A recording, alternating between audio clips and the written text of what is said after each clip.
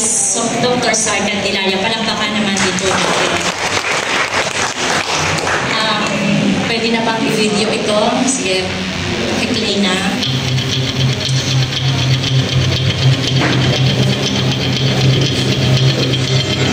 Ito na po ang aming prinsipyo.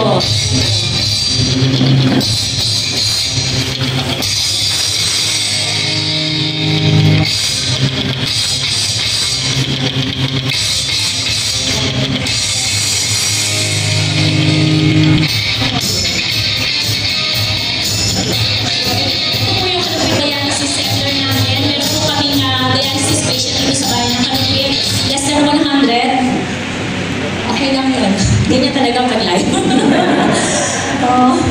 So, lahat po ng dialysis patient namin, wala po silang binabayaran sa CU.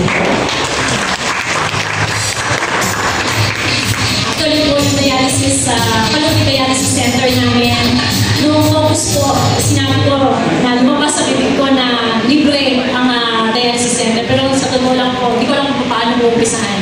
Pero sabi ko nga, basta maganda ang layunin mo at ito ay para sa pangkalahatan, eh wala namang imposible, gagabayan tayo ng Diyos.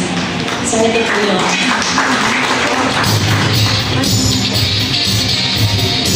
Ito po yung Mercado de Calumpit. Ang history po ng Mercado de Calumpit, matagal na ho ng panahon na ang pagmamayari ng lupa ng palengke namin ay Catholic Church. At ang ginawa po namin, in-expropriate po namin. So ngayon po, gusto ko pong nakita sa lahat na yung lupa po ng palengke namin ngayon, Mercado de Calumpit, ay sa amin lang po, sa LGU lang po. At pinatayuan po namin ito ng bagong palengke. Ang total po niyan is 1.4 hektarya. So, yung tricycle po sa buong bayan ng Calumpit, 29 barangay, ano po yan, wala pong talagang terminal. So, makikita lang kung saan. Pero dito po sa Mercado de Calumpit, nilagyan po namin ng 29 barangay, central terminal ng tricycle.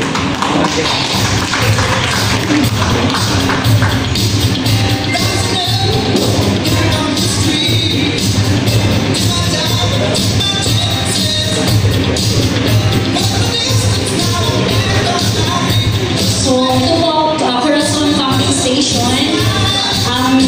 More than 32 years na itong pumping station namin. At nasasakop po dito ay 4 na barangay. Barangay Corazon, Sukol, Poblasyon at party po ng Kanyugan.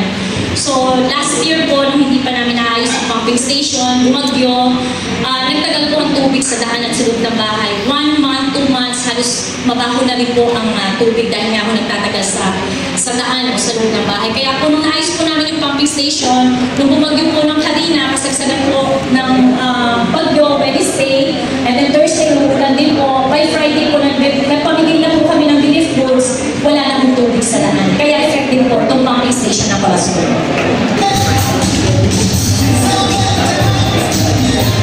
At ito po, may McDonald's na po Calumpit.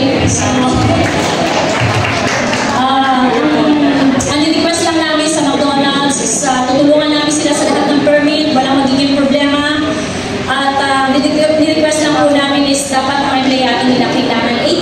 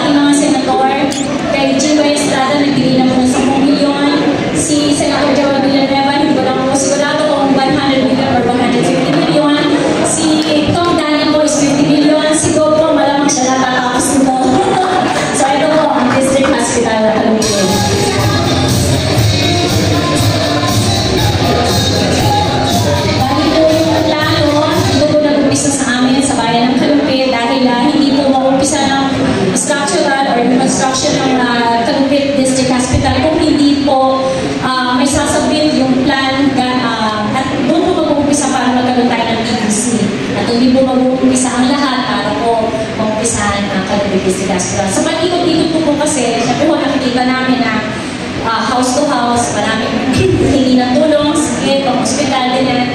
So, kung may pambayad sa hospital, yun, okay, walang problema, pero paano yung magkakasakit, tapos walang pambayad. Kaya dahil po sinasabi kay Bob na yung pagiging mayor o governor ay pinakamatagal ay 3 terms. So, 9 years lang yun, napakabilis po. Kita nyo po, mag-1 term na, matatapos ko na. So, in 3 years time, ang bilis ng panahon. Kaya, yung tukulin na binigay sa akin ng Diyos at ng tao, hindi ko sasayangin ang bawat oras para makinabang ang tao bayan. Kaya malaki po pagpapasalamat ko kay Governor Daniel Fernando dahil po sa kanya rin, sa pagpapahintulot niya, nung upisahan po ang aming Cavite District Hospital. So yun po. Next.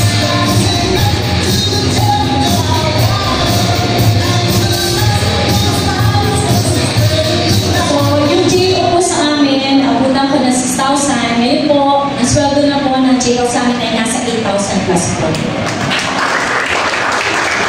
And then yung mga senior citizens po at saka justice, yung mga panguluhan, lahat po yun mag-doble ang nakukuha na nila.